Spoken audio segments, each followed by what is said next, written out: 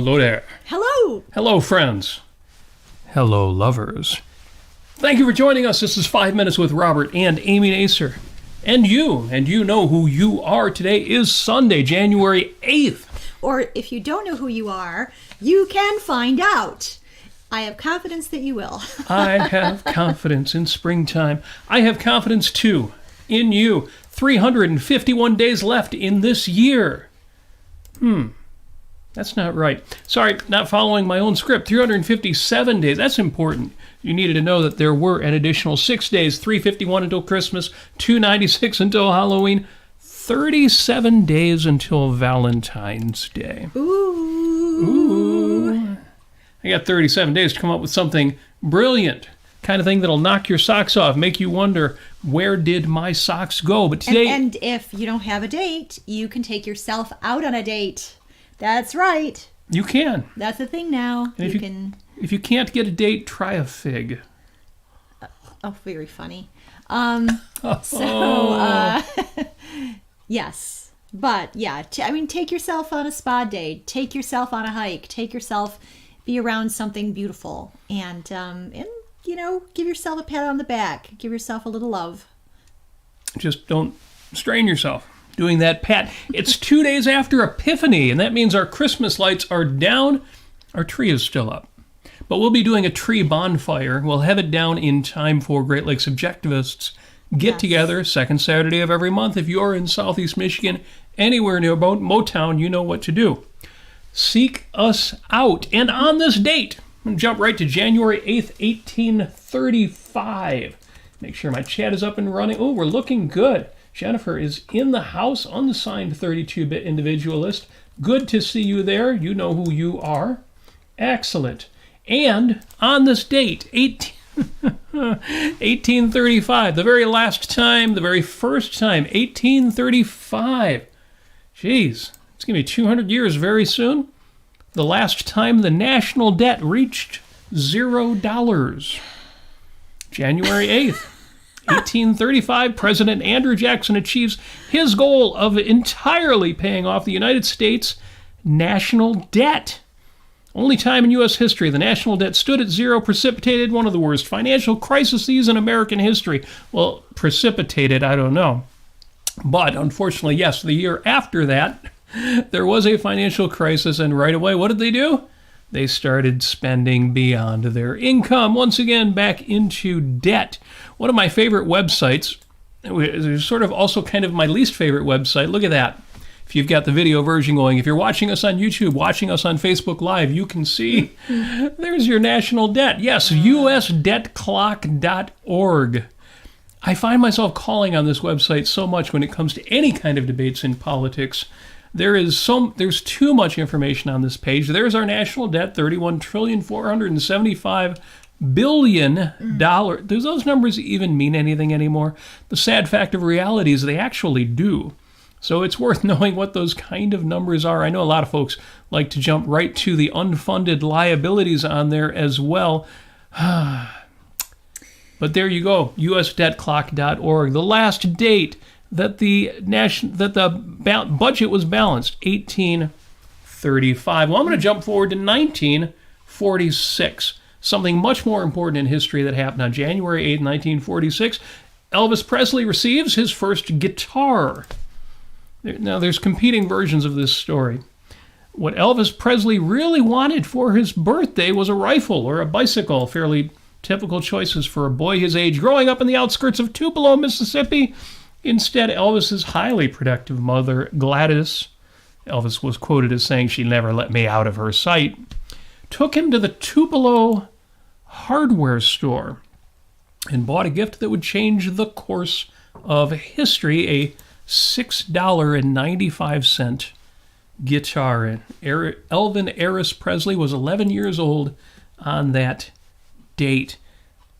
So there you go. That changed history. It's hard to remember Elvis Presley, the king of rock and roll, really did change history. We think of the Beatles. We think of, maybe the Beach Boys, the Hollies. Elvis Presley really made it happen. Links to that in the show notes.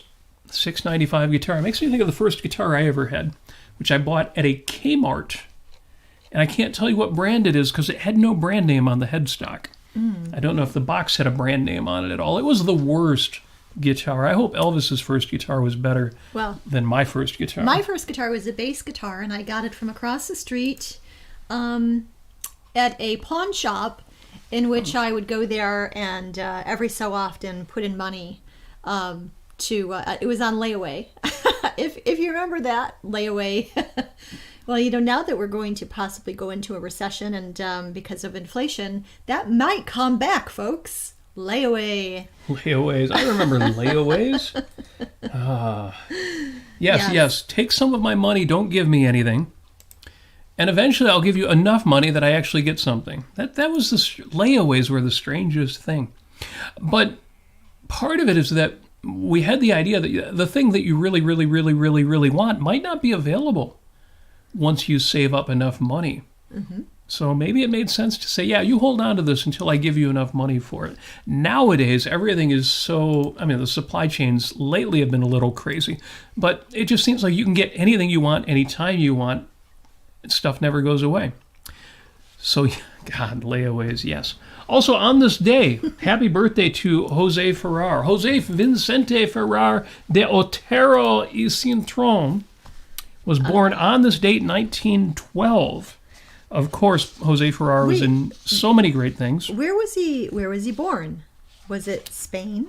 Sounds like... No. I believe he was Cuban. I got to look it up now. Oh, okay, I don't have that in front of me. I'm going to look this up right now. I'll look it up. Click the link in the show notes. Actually, I think the link in the show notes takes you to the 1950 production of Cyrano de Bergerac, my favorite José Ferrer role. Puerto Rico. Yay! And you wouldn't have known that from many of his movie roles, but yes, he was Puerto Rican. And incidentally, the 1950 Cyrano de Bergerac must-see film, if you haven't seen it before, must see again if you have. The whole film is available on the Wikipedia page. You can actually stream it from there. As more and more things are coming into public domain, copyrights are expiring on some of these old films, you're able to get them, everywhere. It's very cool, very cool. As much as I'm an advocate of property rights, yes, at some point, those things do and should lapse, so watch that. Also, a happy birthday to David Robert Jones. Unfortunately, no longer with us. David Robert Jones, of course, is David Bowie. This was his birth date. He was born on January 8th, 1947. He did live until 2016. Too soon, but he was 69 years old. He was not young like Elvis Presley was at 42. So yes, it's a great day to listen to everything David Bowie that you have got access to.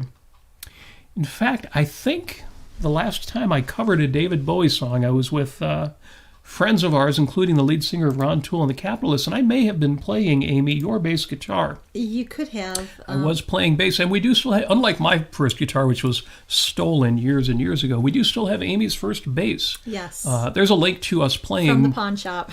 Yes. There's a link to us playing Moon Age Daydream in the Moon Age show Daydream, notes. and we also often played Rebel Rebel, which is an extremely easy song to play, and it becomes really monotonous. It's incredibly monotonous, unless you're David Bowie. Yes. If you're David Bowie singing over the top of it, it sounds cool as hell. So yes. And finally, it is Elvis Presley's birth date as well. Besides celebrating his 11th birthday, when he got his first guitar, he was born in 1935. We did lose him in 77. Also, January 8th is National Bubble Bath Day. Hooray! So if you've got bubbles to put in your tub, do that. Now, what if your tub's too shallow and you don't get a really satisfying bath out of it? And you've got that, it's basically like a silver or metal ring right underneath your faucet. It may have a little lever on it or may not, but if you look closely, there's an opening, like a half moon opening at the very bottom, kind of thin, but it's there at the very bottom of this metal plate. Yeah, just about every bathtub has an overflow drain, so if you fill it up too high, it just goes out that drain and doesn't go all over your floor. And it was really interesting to figure out that a lot of the people I know didn't exactly know what that was. It was an overflow drain, so a lot of people I know don't take baths. Well, since I've been doing a lot of fitness, a lot of working out, weight training and all that, I've been taking a lot of Epsom salt baths, which I do highly recommend. And so I came up with an idea. Should I tell them about my idea? Oh, you totally must, right. because it was part of our recent Christmas celebrations. So this is a free advice for anybody who is looking for a very clever idea that you can't find anywhere else, because I'm the only one crazy enough to have thought of this. So Now do this at your own risk. We're not carpenters. We don't know what the load limits on your bathroom floor are. That's true.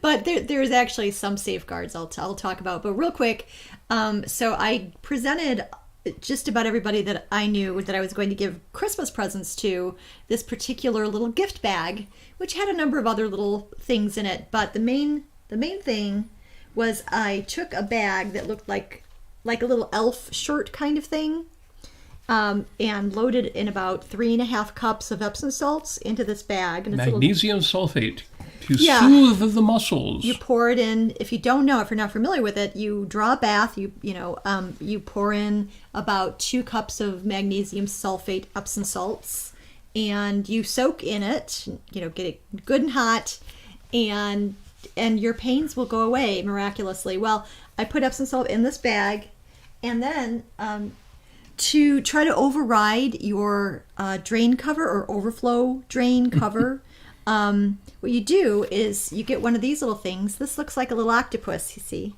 Little octopus. Well, how is a little octopus going to let you raise the level of your tub? Well, what you do is you stick this with the little suction cups. Suction cups. All around, over the overflow drain, which is usually round, and it's deep enough to where it should probably be able to go over it. Even if it's got a lever on it, it'll probably fit. Lever, yeah. Okay. So that basically blocks the overflow drain part, which is on the bottom of that round disc. Now, wouldn't that be dangerous and lead to overflowing your tub? Well, now if it really overflows, the water's going to be going into here.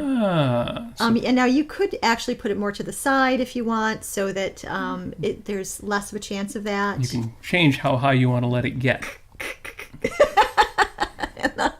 I can if tell you. If you can't see this, and if you're listening to this, I'm showing off this strange rubbery octopus thing that...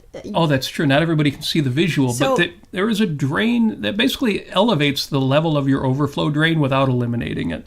We need to put a link to that in the show notes. So, I got to say, most of my friends didn't know what this was when they first saw it. I have one friend, a shout out to Sarah in Tennessee, who looked at this and said, I know what this is. She knew right away what that was for. And she didn't already have one, but she knew what it was for. So what I did for these little bags that I put together, I went ahead and I bought these little tiny Santa hats, put them on top of the octopus. Is that adorable or what? That is to be adored. And then I filled up the Epsom salt bag and just placed this up on top like so. And it had like a little head and a little body. And it was just so adorable that, it was just too adorable. If people were a little perplexed at first, but then I think the adorableness kind of sunk in and they kind of processed it a little bit, and they were just so delighted. So at least I think they were, or hope they were.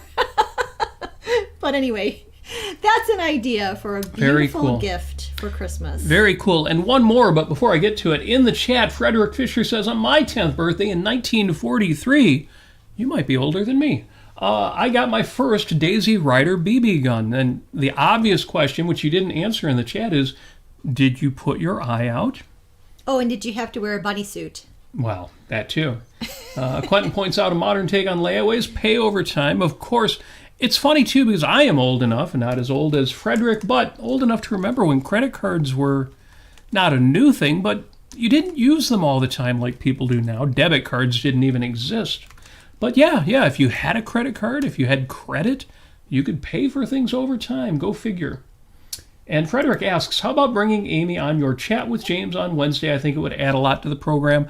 I agree 100%. But I can tell you this. In the past, we did that. Amy was part of the program. Yes, I was. And Amy had to pull away a bit because she only has time for these Sunday shows now. I only have so many hours in a day, and I work full time. And she used to be part of my Thursday show as well. It's been a real challenge to put together a show compelling enough without somebody really cute next to me. But thank you so very much for the vote of confidence.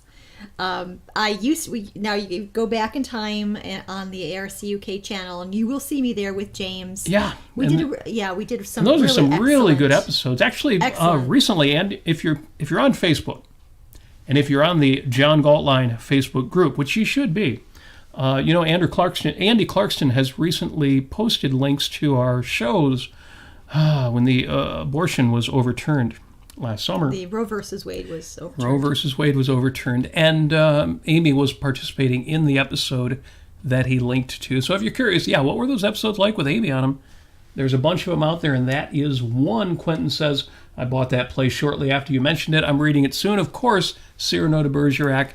Well worth reading. Definitely get the Brian Hooker edition. Incidentally, that's the one. That's the version on which the film and the play that José Ferrer starred in were based. So the film will give you a taste of the book, but the book is worth a read. Oh my gosh, so good. One of the best, maybe the best play in Western literature.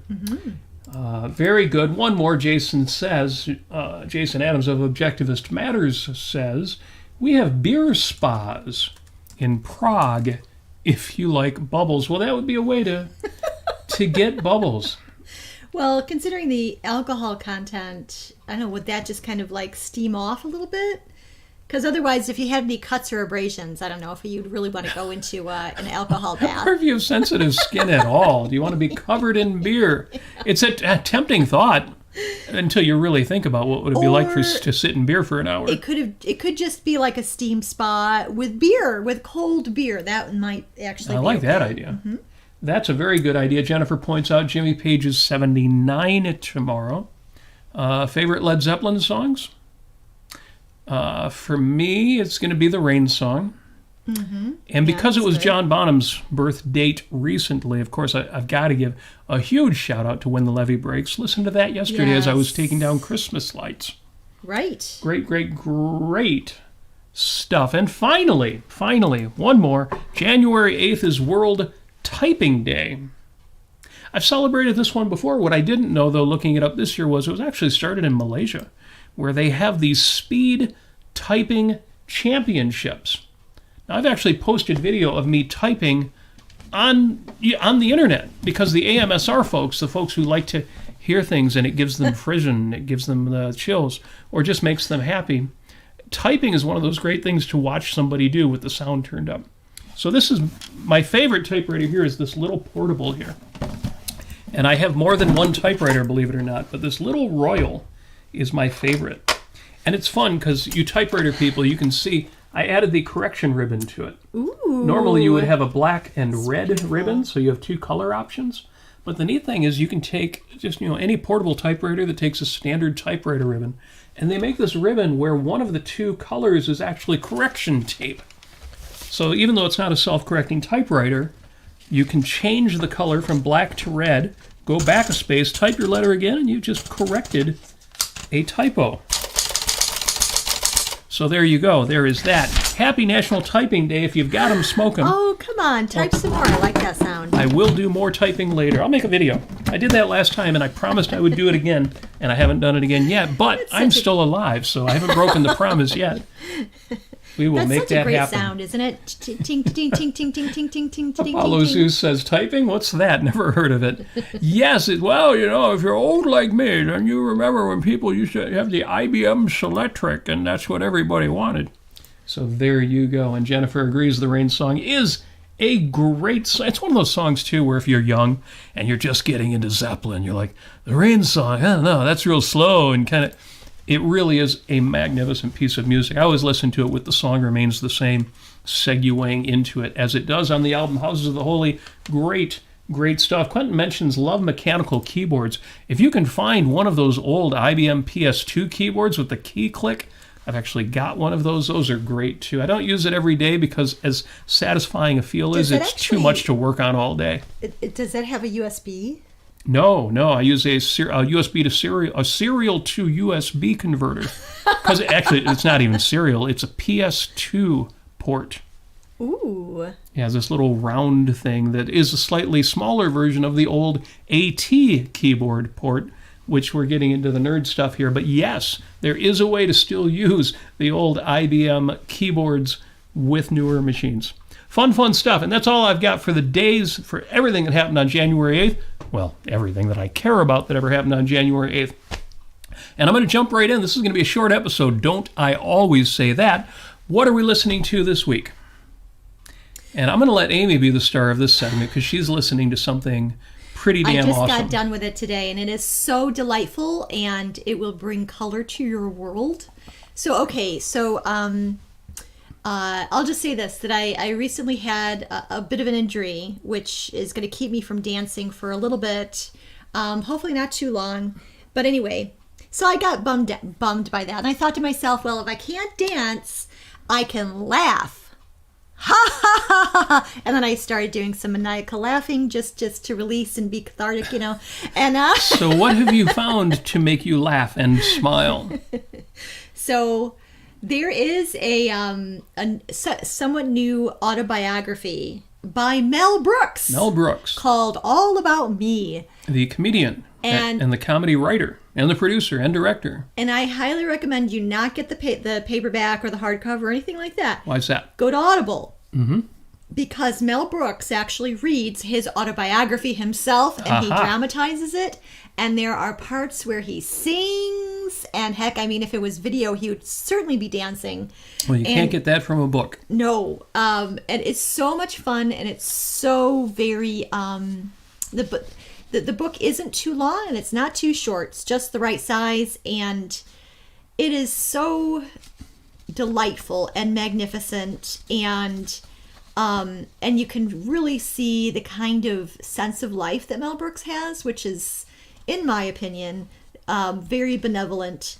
And, you know, he struggles like most people, you know, with regard to philosophy and everything like that, but not too much. He really focuses on being value-oriented, loving life, loving other people in his life, appreciating people, having reasons to appreciate them, being creative, being confident in himself. It is such a delightful listen. It's so delightful. So put that in your ear. And So if my recommendation last week of Kevin Hart's book, The Decision, was not enough reason to make you subscribe to Audible if you're not already, then the Mel Brooks, book All About Me, My Remarkable Life in Show Business, should be the push over the cliff, to steal a line from Nigel Tufnell. But no, really, it is just, I mean, if you like Mel Brooks or have only seen him, say, doing, you know, Blazing Saddles, there's Young Frankenstein, there's Robin Hood Men in Tights even, which was, I believe, Dave Chappelle's first movie role, or bigger movie role. Yeah. So anyway, it is just, I just want to say this. I'm a fan of humor. I love humor. I love comedic timing, and it is just so fascinating to listen to and to get those rhythms. And so listening to Mel Brooks, I got some of those. I was going to say, you love humor, but you're also pretty selective.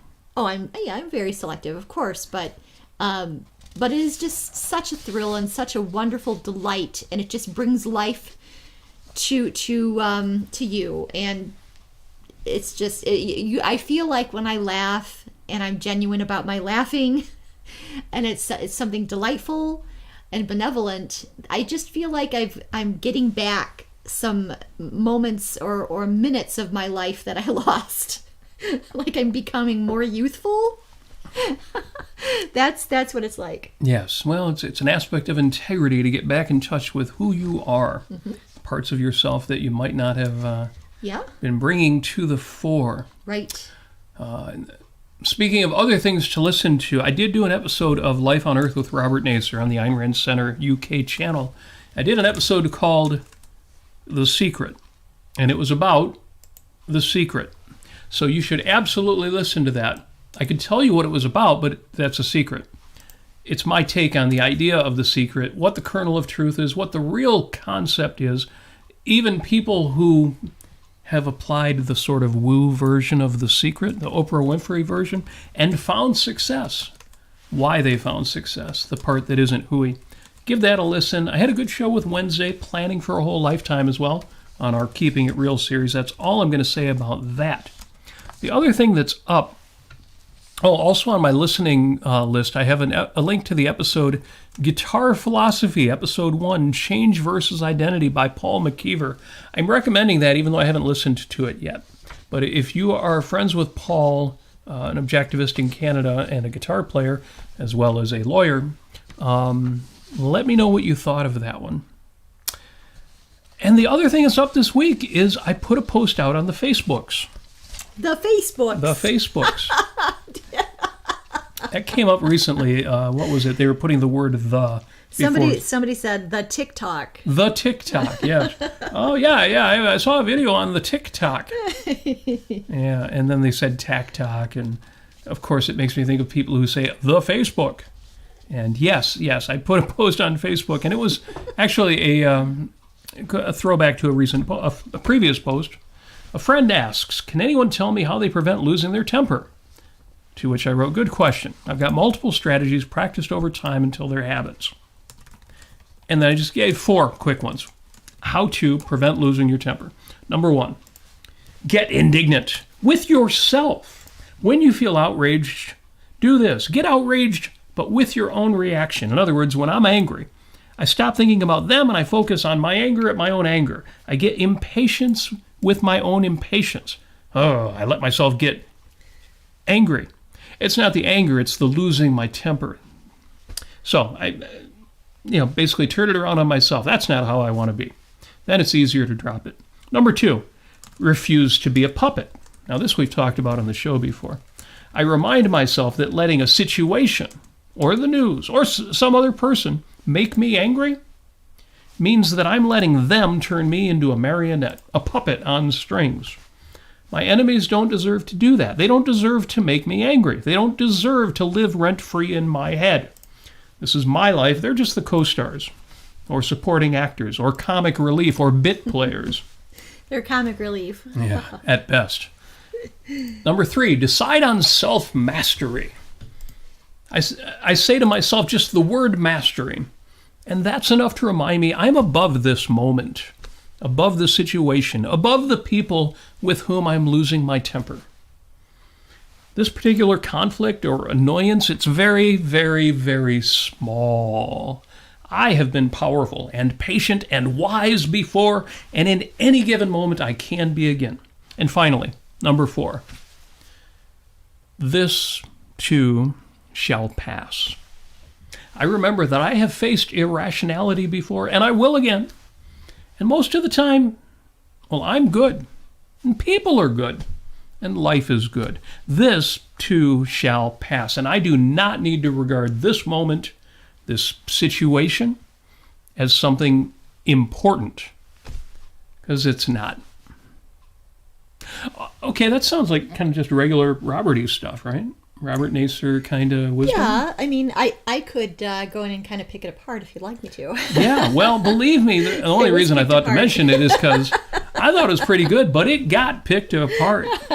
Pick. I mean, of course, most of the comments were positive, and we always end up focusing on, but this one guy didn't like what I said. So there's a lesson right there. There's a lot of great information here that you laid out and everything, and it's a wonderful thing to think about because it's something that I think that Ayn Rand used to get really angry when she was young, and she would kind of swing between becoming really, really, really angry and then swing back to becoming extremely bashful and shy. And she didn't like either one of them. And that's actually, that's how I feel as well. I think a lot of people have those same feelings of like, well, where's the middle ground? What do I do? How exactly do I conduct myself in a situation that I need to speak out in, or I need to show people that I am upset? Yes. And it's important. And it's interesting because Leonard Peikoff shares that. Ayn Rand had told him that about herself, that was one of her self-criticisms. And that's interesting to me because she's Ayn Rand. If Ayn Rand is angry, she's got a reason to be angry. But she didn't like not having mastery over her own state in those situations. Yeah. And I admire that desire for self-mastery. I think that's a good thing. Yeah. So a lot of the reactions that I got, again, were very positive in that way. But I definitely had people who said, no, Like this me. is terrible. I didn't say it was terrible. I disagreed with the first one about getting indignant about yourself. Right. About your own behavior. Because I didn't... My approach to myself is because I easily can get... I can have all sorts of interesting negative self-talk going on in my back of my mind. Anytime of the day, as a matter of fact. Yeah. But I know that I know this about myself. So instead of taking that approach, I say, Amy, be gentle with yourself. Amy, be kind to yourself. And just breathe. And it's until I discovered the best way for myself to handle those situations. I wasn't very confident about it, and I would err on the side of bashfulness or not saying anything. But yeah, there have been times where I have, only a couple of times in my life, well, maybe more when I was younger, where I really exploded on somebody. Yeah. And those times where you could argue that they were justified, but yeah. Well, whether your emotions are justified or not, or can be explained or not, is actually a very different question. Scott brings up in the chat, how does that fit in with her, Ayn Rand, saying she never had an emotion that she couldn't explain? But you see, managing your emotions and being able to explain your emotions are two entirely different things, and that's why I want to read a comment that I got.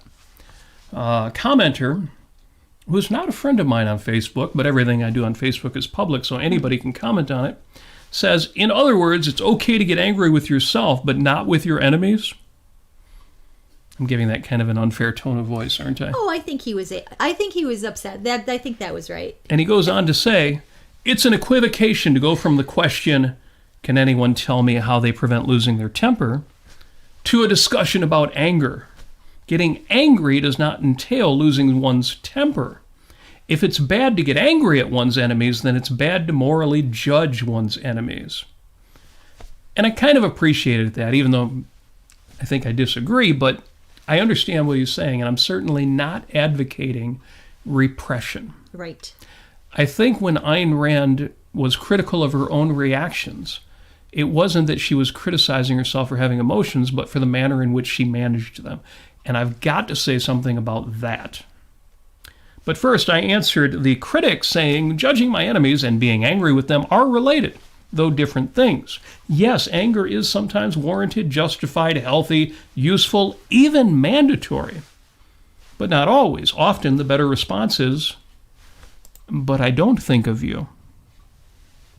Ayn Rand fans will know that's Howard Rourke. That's why I said, sometimes Cyrano, sometimes Rourke. Which is why I couldn't resist bringing up Cyrano today. Sometimes the reaction is Cyrano's reaction. You never accept anybody who slights your good name, who criticizes you in that way that is a slight against your reputation or your character. And sometimes Rourke. Howard Rourke doesn't care what his enemies think of him. He fights them when he has to, otherwise he just doesn't think about them. Sometimes Cyrano, sometimes Rourke. My advice in this regard is, don't let the circumstances dictate your response. You decide. I thought that was reasonable. Yeah. The answer I got back was very long, and I'm not going to read the whole thing. I can give you my answer. Yes, please. Real quick, or just some points about this, is that I think it's really important to understand who your audience is and whether or not you care about them. So say, for instance, like in the Fountainhead, that one of the most contemptible people in the Fountainhead, to me anyway, is Gus Webb. Oh. Yeah. I think he was or Ike the, what's his name? Well, Ike Clokey. Yes. Oh, no, that's Lancelot Clokey. Ike doesn't have a last name. That's right. Ike, he intentionally doesn't have a last name. Nobody can remember his last name, which is But anyway, just people like that who are part of this literary club that Peter Keating and Ellsworth Toohey belonged to, and then Dominique would go to harangue them once in a while. But anyway, So are you going to get upset, put a lot of emotional energy out if Gus Webb says something nasty to you, for instance? Or even Ellsworth Toohey. Or are you going to show that you're angry, at least to some extent, that you're upset with somebody if you care about them? And so my thinking is that, for me anyway, if I really care about somebody, I will speak up and I will tell them what I think, what I need from them. I don't need them to do whatever. I don't need them to keep doing whatever thing that they're doing that is annoying me, or that I find unjust, or whatever it is. So, and oftentimes I don't say anything to people unless it's the special context where people are around in public and you need to speak up and say something because other people are watching. That's sort of like the Cyrano sort of thing. Cyrano lived in a world where most of the people around him, he respected. He respected the baker. He respected the count. He respected his soldier friends. So he made it a point to make it known how he felt if he was upset. Yes. And he lived in a society where your reputation had impacts on your safety. Right. That's true. That stuff mattered. Yes. I think Apollo Zeus in the chat can identify with that. There are contexts in which you've got to guard your reputation. You've got to guard your good name. Mm-hmm. Right. That matters. Now, if, say, for instance, you're Howard Rourke, and you're in a situation where you're not in a military regiment. You're not in a situation where most of the people around you respect or deserve respect. Or a public high school. Yeah. Or you're focused mainly on your work and finding people who appreciate your work and working with them to create something beautiful. You're not going, if Gus Webb goes up to Howard Rourke's not going to be saying, gosh darn you, you really make me upset, or whatever it is. No, because he doesn't care about Gus Webb or Ellsworth Toohey. Now, if so it's one of those situations, where we're drawing from Howard Rourke and Cyrano de Bergerac. But for me, in my own personal life, I think it's more important to express you being upset with somebody you love. Because if somebody that you love, that you still want to be in your life, is making you crazy or is doing something unjust to you, you need to let them know that they are upsetting you. And if they really love you back, if it's reciprocal, then they will learn from what you're saying to them. And that's actually such a wonderful thing to clear the air with a friend. It's a wonderful experience. And I'm learning more and more that it's very, very important to call it out right away. Not wait for a week, not wait for the right time, but to call it out. And usually what I do when I say that is that 2 words I start with: I need blank. I need you to do whatever because this. And when you do this, it makes me feel whatever, Yeah, language can be much more effective. Yes. Versus, you should do X. You should be X. Why are you being such a blankety blank? Yes. You should stop being a jerk. For some reason, it works much better if you say, I need you to stop being such a jerk. Mm-hmm. Go figure. Yeah. Because you are not making a pronouncement from on high. You're simply expressing, here's what's going on, here's what I need in that regard. You're specifying instead of generalizing it. Yeah, it's part of conflict management. Yes. And yes, it's very effective. Real quick, in the chat, first of all, Jason Adams of Objectivists Matters says he likes the remake with Steve Martin that he found when he found 21 better ways to be insulted when someone made an insulting comment. Roxanne used to be a favorite film of mine when I was younger. I must admit it didn't. Trying to watch it again, it doesn't hold up as well as I thought. But if you love the film, I loved the film once too. More power to you. And there are so many Cyrano stories. Mm. Ayn Rand's film Love Letters, it was based on a novel by Chris Massey, but she completely rewrote the plot. The film Love Letters is a Cyrano story. Yep. If you haven't seen Love Letters 1945 with Jennifer Jones, that one is well worth seeing just to hear the dialogue. It's so obviously Ayn Rand dialogue. That is a winner. Now, I totally understand, Amy, your concerns regarding my first point of turning things back on yourself. If, I don't know the best way to put it, if your self-esteem is not on the line, if your self-esteem is bulletproof, then it's a good tip.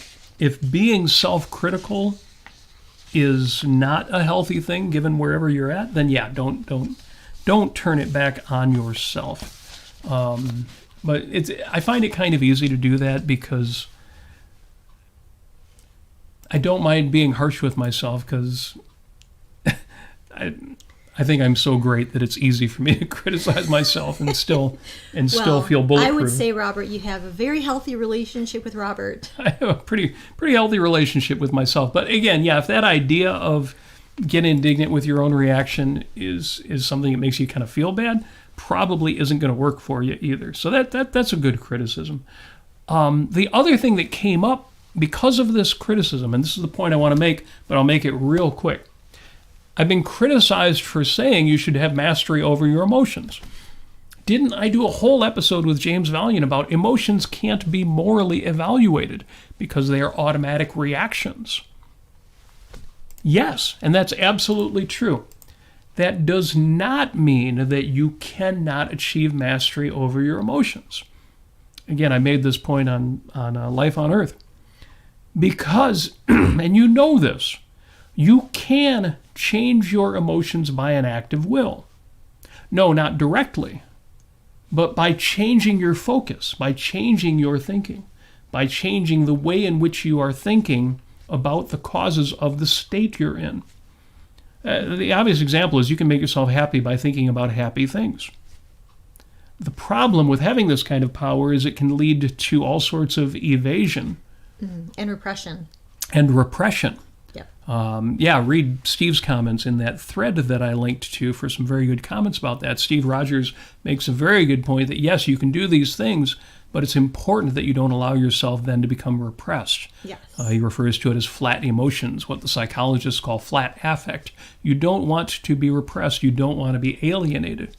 It's not a matter of repressing your emotions. It's a matter of managing them, of managing your state. And that you do, again, not by choosing your emotions directly, but by choosing the thoughts that will bring you to empowering states that will then allow you to do what you need to do. Again, the obvious example is if you think happy thoughts, you will become happier. That doesn't work because I know better. No, it actually does. And you can test this on yourself. You can do it with state management. If you sit up straight, put your shoulders back, put your head back a little bit, raise your chin, but just a little. Open your eyes a little bit wider, put a smile on your face, even if every aspect of that feels kind of fake because it doesn't match the emotional state you're in. If you go through all those steps, you will actually feel your state change. Now change your focus. Change what you're thinking about. Don't evade the thing that's making you sad or angry. Think about it in a different way. Think about different reality-based aspects of it. Think about the power you have in the situation. Think about in the past when you have managed this kind of situation successfully and triumphed over it. Think about when you have been in a situation where you've been angry with somebody and realized it wasn't important, or that what you were angry about was not the actual situation and it was slightly different than what you thought was going on. There are 10 ways you can manage your emotions, not by repressing them, not by forcing them, but by changing your focus and your thoughts. That's the only point that I would make in that context. Evasion is the worst sin in the world. So we're not talking about evading here. No, this is managing your thoughts. This is curating your inputs. This is dealing with what's actually there, but not in the obvious way where you are led into it and you have to react to this and you have to react to that. No, you're stepping back and saying, oh, let me choose the reactions that I will have. Self-mastery. We've all known people who are really good at this, and they're not evaders, or at least not in the best case, they're not evaders. Yeah, but I mean, they're I mean, it is one of those things where I look back, for instance, during the one time that I kind of blew up at this stranger, this lady. We were at a town hall, political town hall. This is before Obamacare. And Representative Dingell, before he died, he was one of the people who actually authored a lot of the universal health care, socialized medicine stuff. And so he was there at the town hall advocating for this. And so there were people in line, mainly in line, who were against it. And there was this lady in front of me, and I think she asked my opinion or heard my opinion or something along the lines. And she turned to me and told me, what a horrible person I was. Yep. For basically, kicking Granny into the street and letting people who with major illness die, and blah, blah, Yep. blah. A lot of, altruistic kind of ethics of emergency sort of thing. And, well, I launched back at her and even more. Good. And I told her that, by putting everybody in the situation where our paychecks, our money is stolen from us to put into this pool, in which the politicians skim off the top of it and leave the doctors and nurses into a state of slavery and all of this stuff. So, and I told her that, the idea of socialism is abusive, and it's so detrimental to human life.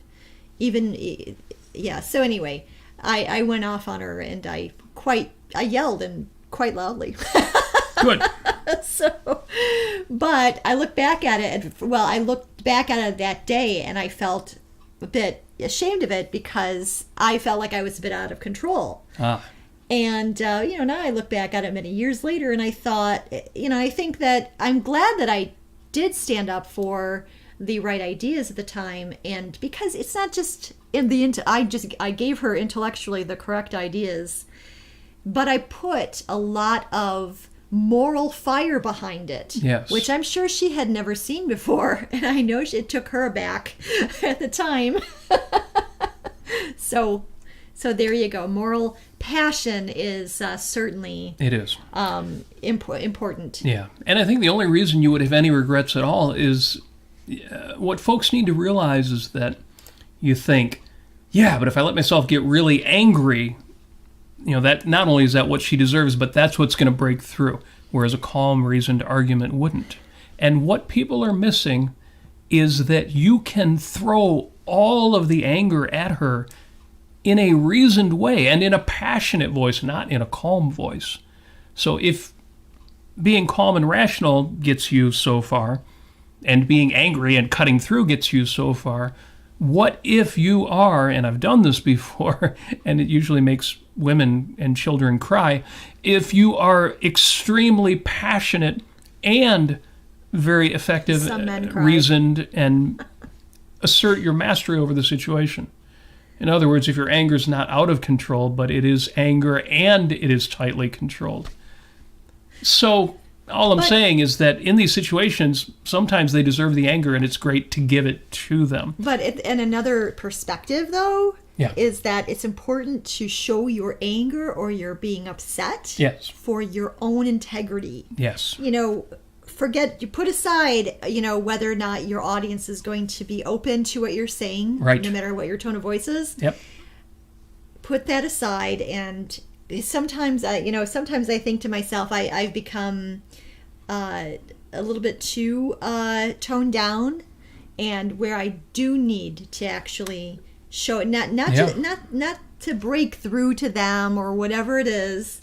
Not to get the result from them. No, but just to be who you are. To be who I am. Yes. Absolutely. Yeah. 100%.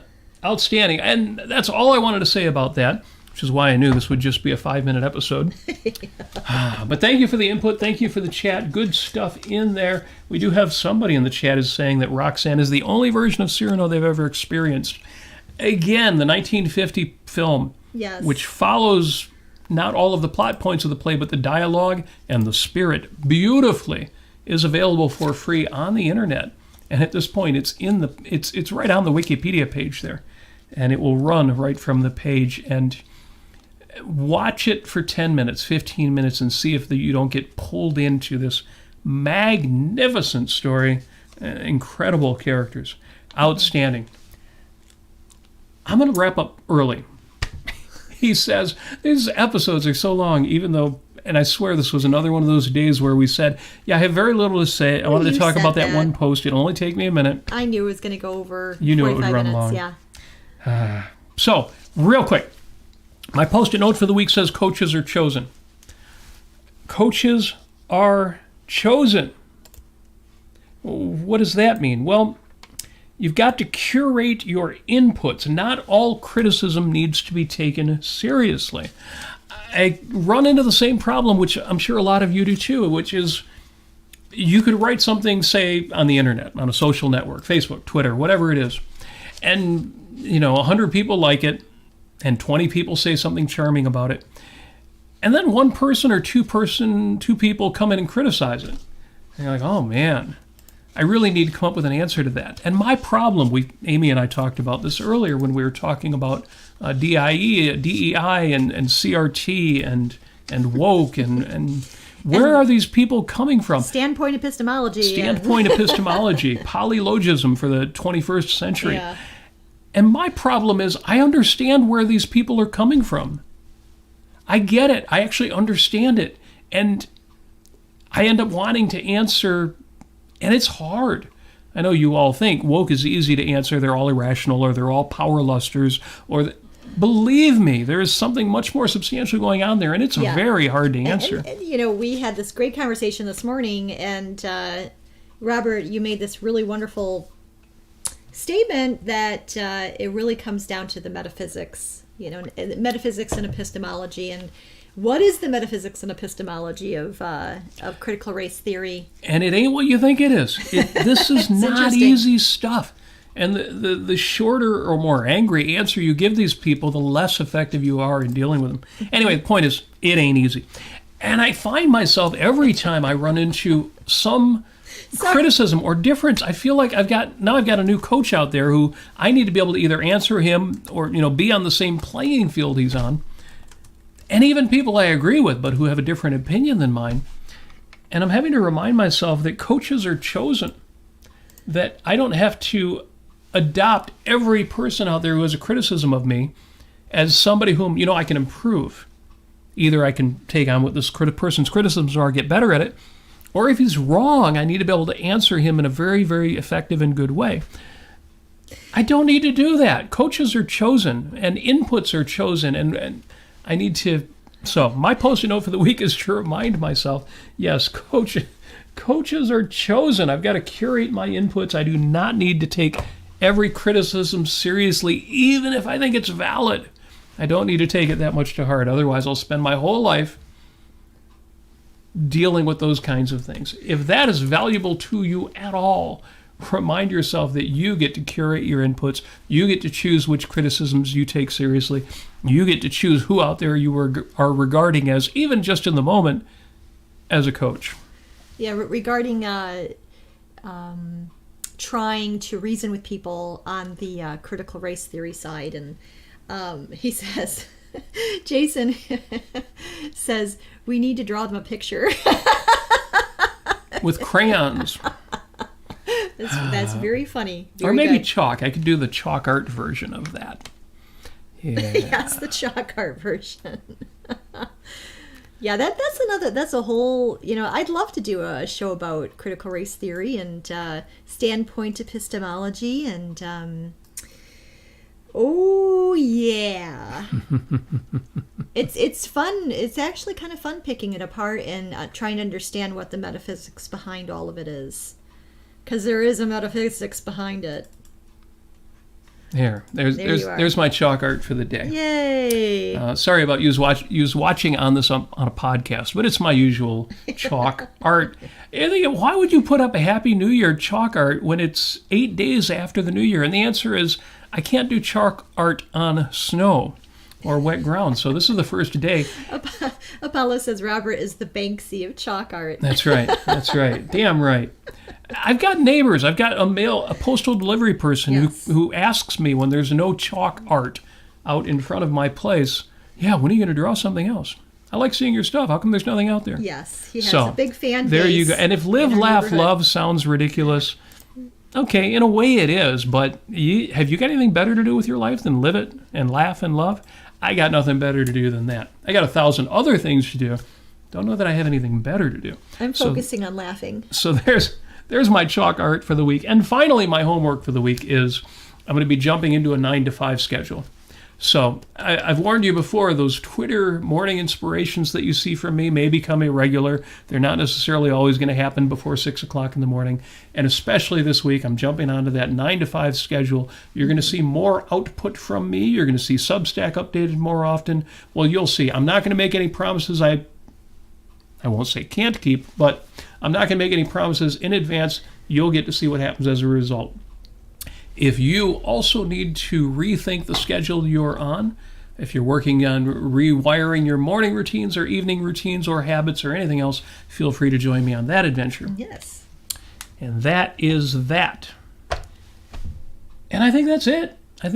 With all of that said, and with only 3 minutes before the hour, so much for 5 minutes, I'm just going to wish you a fantastic new year. We are, I know, a week and a day into it. 2023 needs to be your best year yet. If you have no idea, how am I going to make it my best year yet? I remember when 2013 was the best year of my life. I can't beat that. Well, start thinking about it now. We're going to check in every week just like this. I want you to make that happen. In the meantime, we wish you happiness. We wish you flourishing. The word I use these days is thrive. I want you to thrive. We wish you all of the success that you so richly deserve. How do I know that you deserve success? Because you wouldn't be here if you didn't. The kind of people who don't deserve success, they don't listen to shows like this. That's true. They certainly don't stick it out until the end. So thank you again. And as always, one more. We wish, I think everybody knows what's coming, don't they?